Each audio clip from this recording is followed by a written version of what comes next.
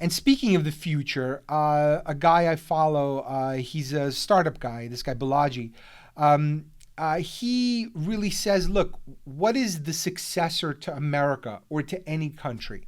And what he thinks is, as we move on to virtual reality and using virtual currencies, that digital is a better metaphor for countries than physical countries. And that's where, people should agree on mutual rules and governance and crowdfund the things that are important in cities.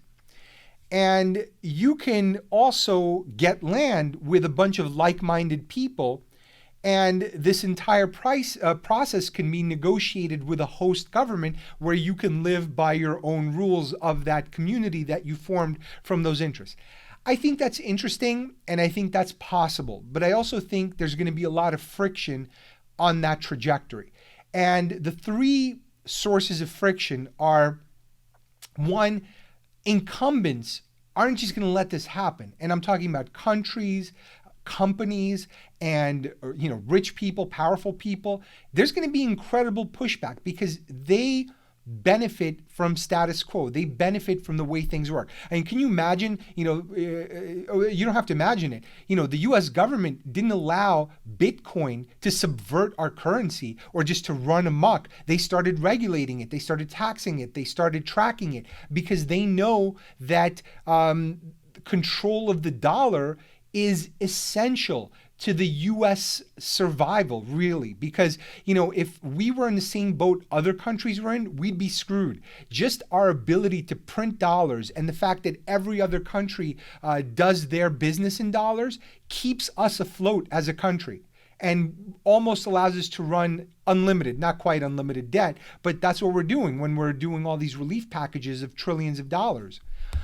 And, I think the other impediment is going to be this backlash against technological chaos and control. And it's some of the things that I've spoken about before, which is, we're giving up a lot of power to these corporations that are largely unaccountable to us. We don't know what they're doing with our data. We don't know how we will even log back in if we get locked out, or how we'll communicate with our customers or whatever if we get banned or canceled or whatever it is.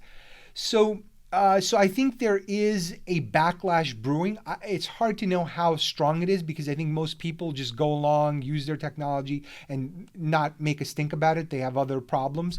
But also the third thing, which is the fundamental weakness of digital bonds. Digital bonds are weak. So are people going to move just because they have some things in common with a bunch of people who, want to start some, libertarian government that runs on Bitcoin, or some other people that are super into cosplay and they want to create a country inside of Montana?